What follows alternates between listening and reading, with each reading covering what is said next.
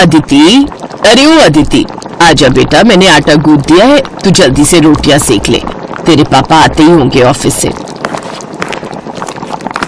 क्या माँ, मैं आटा गूंथ देती ना, हर रोज रोटियां क्यों बनवाती हो मुझसे?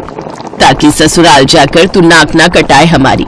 आटा तो तू बढ़िया गूंथ लेती है, लेकिन रोटियां अब तक गोल नहीं बनती तुझसे।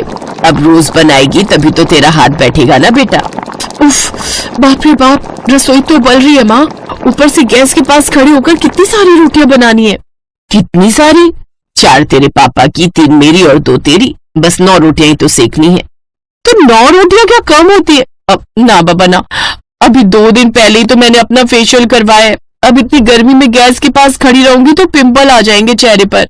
हे मेरे भगवान, ये आजकल की लड़कियों के कितने नाटक हैं। जरा हमसे पूछो, तुम्हारी उम्र में चूल्हे पर एक टाइम की 40-50 रोटियां बनाई है मैंने, जब ससुराल में पूरा परिवार साथ रहता था। हाँ तो आपका ससुराल भी तो कितनी बढ़िया जगह था, मस्त पहाड़ों के बीच, जहाँ कभी गर्मी पड़ती नहीं, ऊपर से स्नोफॉल के मजे अलग से। आहा, कितना मजा आता होगा ना। तुझे ऐसा लगता है तो ठीक है, कल ही तेरी मासी से बात करती हूँ कि वहीं पहाड़ों पर ही ढूंढ ले तेरी ससुराल। अब सच माँ, ये तो एकदम धांसू आइडिया है, लेकिन ये मेरे दिमाग में पहले क्यों नहीं आया? ठीक है, तो फिर तेरा, आप आज के आज मासी से बात करो और उनसे बोलो कि ससुराल कैसा भी चलेगा, लेकिन मेन शर्त यह है कि लड़का वहीं का रहने वाला हो और उसका घर एकदम पीक पर, मतलब कि ऊंचाई पर होना चाहिए, जहाँ जमकर स्नोफॉल होती हो। वाह, कितना बढ़िया हो जाएगा फिर तो। स्नोफॉल देखने के लिए न छुट्टी लेने की जरूरत और न इस गर्मी से जूझने की टेंशन। चलो माँ, अब आप रोटियां बनाओ, मैं तब तक ये डिसाइड करती हूँ कि शादी के बाद अपने रिसेप्शन पर मैं क्या पहनूंगी।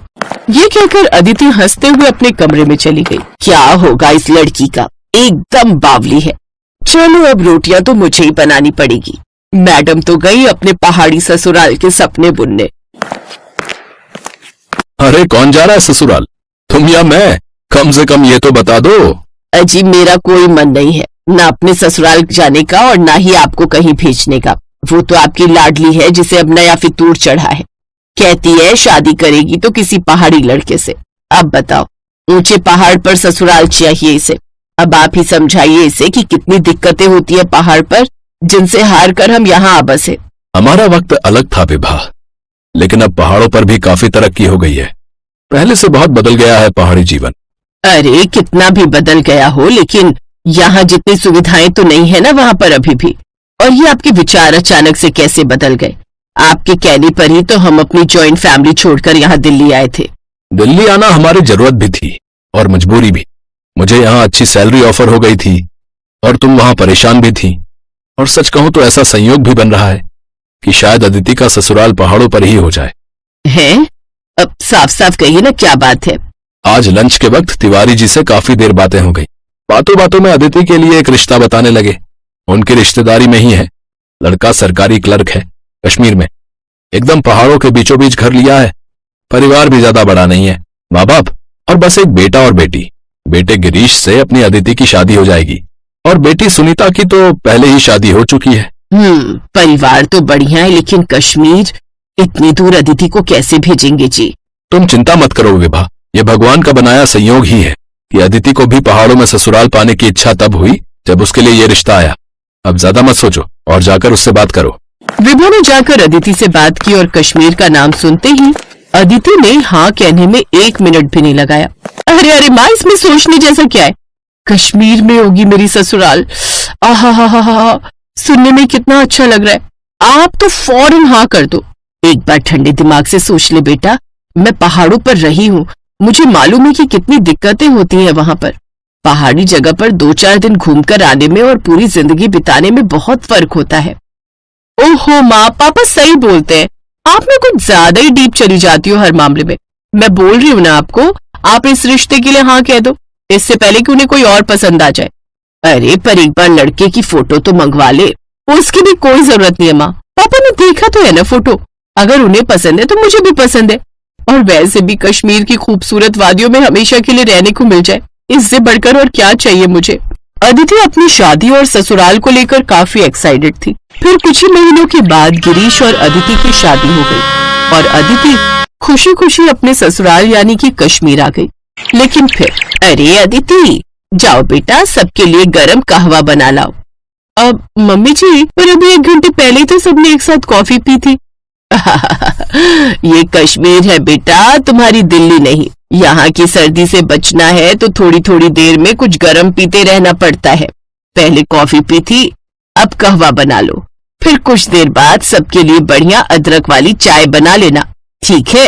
ये अदिति का ससुराल था, ऊपर से कश्मीर जैसी ठंडी जगह, तो मायके वाले बहाने यहाँ अदिति के काम नहीं आने वाले थे। बेमन से ही सही, पर उसे थोड़ी थोड़ी देर में सबके लिए कुछ न कुछ गर्म पीने के लिए बनाना ही पड़ता। ओहो, ये तो बिल्कुल ठंडा हो गया अदिति। अरे मैं तो तुरंत ही बनाकर लाई थी, इतनी जल्दी ठंडा भी हो गया। हाँ बेटा, यहाँ ऐसा ही होता है। जाओ सबके लिए दोबारा गर्म करके ले आओ, और इस बार केतली में डालकर लाना तो ठंडा नहीं होगा। धीरे धीरे अदिति को पहाड़ी जीवन के साइड इफेक्ट्स पता चल रहे थे। पहाड़ों पर रहने का तरीका, खाने पीने का तरीका, सब कुछ उसके मायके से बहुत अलग था। और फिर एक दिन, बड़ी ठंड है, ये लाइट कब तक आएगी जी? लाइट अब गई है तो आराम से ही आएगी। है? ऐसे कैसे? बिना हीटर के तो मेरी हालत खराब हो जाएगी। अच्छा सुनिए ना, हमारे पास इन्वर्टर भी तो है। हाँ है तो सही, लेकिन उसे हम बुरे वक्त के लिए बचा कर रखते हैं, ऐसे थोड़ी मोड़ी ठंड में नहीं चलाते। क्या? अच्छा, इससे बुरा वक्त और कौन सा आएगा? देखिए ना, मेरे हाथ पैर बर्फ जैसे ठंडे पड़ गए। तुम्हें अभी यहाँ की आदत नहीं है ना, इसीलिए ऐसा हो रहा है। तुम फिक्र मत करो, ये रजाई ओढ़कर लेट जाओ, फिर ठंड नहीं लगेगी तुम्हें। और फिर अगले दिन, ये क्या, सुबह के 11 बज गए और अब तक धूप नहीं खिली। धूप की उम्मीद तो छोड़ ही दो बेटा, ये दिसंबर का महीना है, अब तो सीधा बर्फ गिरेगी। बर्फ गिरने की बात सुनकर अदिति खुश हो गई, क्योंकि उसे शुरू से ही स्नोफॉल बहुत पसंद था। लेकिन फिर जब सच में बर्फबारी हुई तो उसकी हालत पहले से भी खराब हो गई। अदिति क्या कर रही हो? चलो ना, बाहर कितनी बढ़िया बर्फ गिर रही है। तुम्हें तो कश्मीर का फर्स्ट स्नोफॉल देखना था ना? हाँ देखना तो था, लेकिन बहुत ठंड है जी। ओहो, मैंने तो ध्यान ही नहीं दिया। स्नोफॉल के दौरान रूम हीटर नहीं चला सकते। पर ऐसा क्यों? क्योंकि स्नोफॉल के टाइम सारे खिड़की दरवाजे बंद रखने पड़ते हैं, और ऐसे में रूम हीटर चलाना खतरनाक हो सकता है। बस इसीलिए चलो, अब तुम जल्दी से बाहर आओ, सब तुम्हारा वेट कर रहे हैं। लेकिन जब वो अपने कमरे से बाहर आई तो उसे देखकर सब अपना पेट पकड़कर हंसने लगे। ये क्या हाल बना लिया तुमने अदिति? एकदम कार्टून लग रही हो। सबको खुद पर हंसता देखकर अदिति को बुरा लगा और उसकी आंखों से आंसू बहने लगे। कोई बात नहीं बेटा, पहाड़ों में ससुराल होने के कई फायदे हैं तो कुछ नुकसान भी हैं, मैं समझती हूँ। लेकिन मुझे भरोसा है कि धीरे धीरे तुम भी ढल जाओगी, जैसे मैं ढल गई। लेकिन फिलहाल तुम्हारी हालत देखकर लगता है कि तुम्हें कुछ दिनों के लिए अपने मायके हो आना चाहिए। क्यों, सही कहा ना मैंने? अपनी सास की बात सुनकर अदिति के चेहरे पर स्माइल आ गई। वो समझ गई थी कि पहाड़ों में ससुराल होने के बारे में सोचने और असल में वहां रहने में काफी फर्क है। ऐसा नहीं था कि वो हिम्मत हार गई थी, लेकिन फिलहाल वापस कुछ दिन अपने मायके में आकर रहने के लिए वो बहुत एक्साइटेड थी।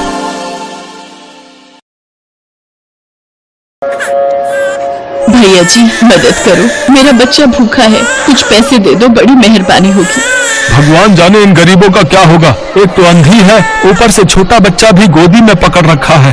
क्या करूं, मुन्ना तो रोई जा रहा है। चुप हो जा मेरे बेटे।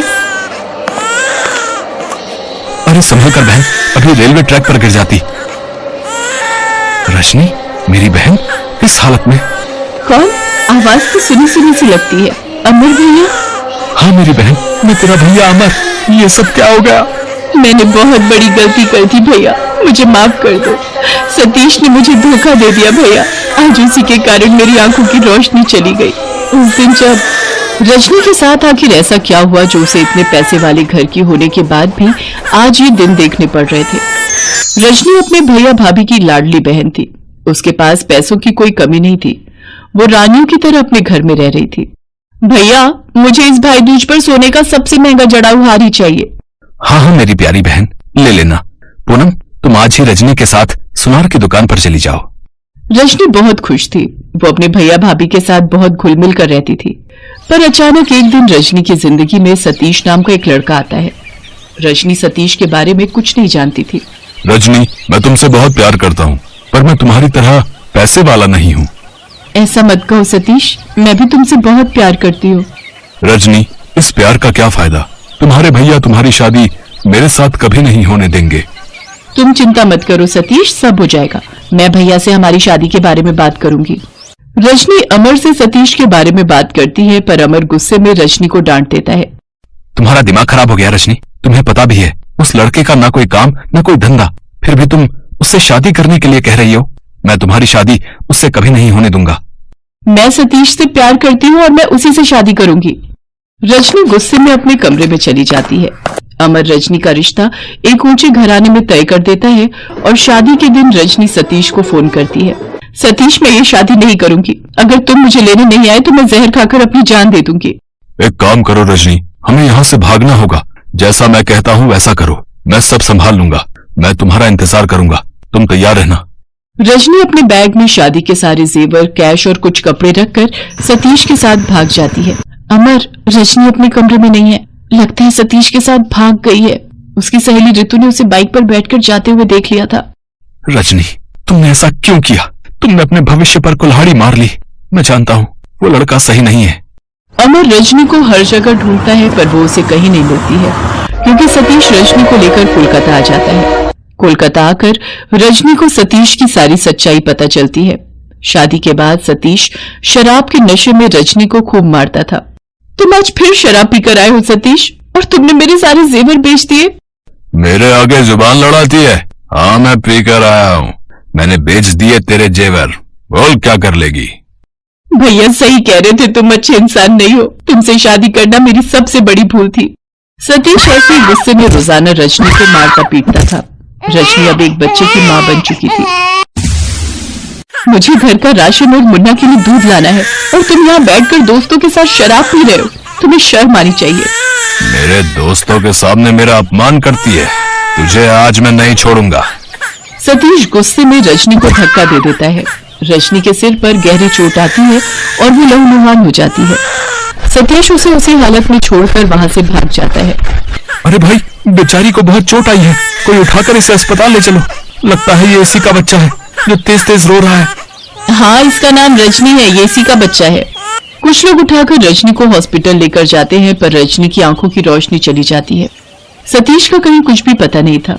सतीश ने मेरे सारे जेवर बेच दिए। मुझे धोखा देकर वो भाग गया। अमर भाई आप सही कहते थे, सतीश अच्छा लड़का नहीं है। वो मुझे और मेरे बच्चे को इस हाल में छोड़कर भाग गया।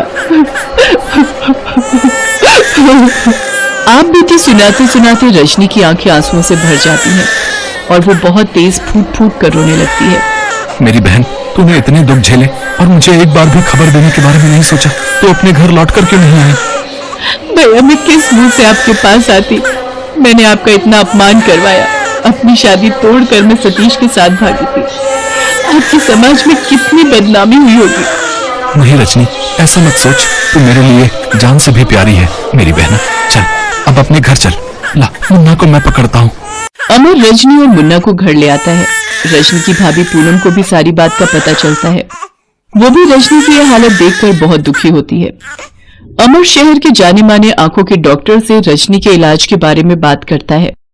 आप चिंता मत कीजिए मिस्टर अमर, आपकी बहन की आंखों की रोशनी वापस लाना मेरी जिम्मेदारी है। डॉक्टर रजनी की आंखों का ऑपरेशन करते हैं और उसकी आंखों की रोशनी लौट आती है। कुछ दिन बाद दिवाली थी। रजनी अपने भैया भाभी के साथ मिलकर दिवाली का त्योहार मनाती है और दिवाली के एक दिन बाद भाई दूज का त्योहार था। भैया, मुझे माफ कर दो। मैंने आपका कहना न मानकर बहुत बड़ी गलती की थी। मैंने मुन्ना के साथ कैसे गरीबी के दिन देखे हैं ये मैं ही जानती हूँ। मुझे सतीश से बहुत नफरत हो रही है। अगर वो एक बार मेरे सामने आ जाए तो मैं उसे जिंदा नहीं छोड़ूंगी। रजनी, जो हुआ उसे भूल जाओ और मुन्ना के साथ अपनी नई जिंदगी की शुरुआत करो। आओ बैठो भैया, मैं आपको भाई दूज का तिलक कर दूं। कब से मैंने और आपने मिलकर भाई दूज का त्योहार नहीं मनाया। ये देखो रजनी, तुम्हारे और मुन्ना के लिए कितने सुंदर उपहार खरीदे हैं मैंने। रजनी, तुम्हें सोने का जड़ाव हार पसंद है ना? देखो, मैंने सुनार से आज भाई दूज के दिन के लिए ही बनवाया था। एक भाई का तोहफा एक प्यारी सी बहन के लिए। रजनी अपने भाई भाभी के साथ मिलकर भाई दूज का त्योहार मनाती है। अब रजनी कैसी हो? मयंक, तुम यहाँ? अब हाँ, मुझे पता चला। अमर भैया ने मुझे तुम्हारे बारे में सब बता दिया। अगर तुम चाहो तो मैं आज भी तुमसे शादी करने के लिए तैयार हूँ। मैं तो हमेशा से ही तुम्हें बहुत प्यार करता था, करता हूँ और करता रहूंगा। मयंक, तुम बहुत अच्छे हो। मैं तुम्हें शादी के मंडप में छोड़कर भाग गई थी, फिर भी आज तुमने मेरा हाथ थामा, मेरे मुन्ने को अपनाया कहते कहते रजनी की आंखों में आंसू आ जाते हैं। अमर अपनी बहन की जिंदगी फिर से संवारना चाहता था, इसलिए वो कुछ समय बाद रजनी की शादी मयंक के साथ धूमधाम से करता है। रजनी अपने पति मयंक और मुन्ना के साथ खुशी खुशी जीवन बिताने लगती है। मेरे पीछे एक असैसिन है। अगर वो दिन खत्म होने तक मुझे इस रबर नाइफ से मारता है तो वो जीतेगा $1 लाख। ये रहा तुम्हारा रबर नाइफ, गुड लक। मेरी रस्सी खोलो।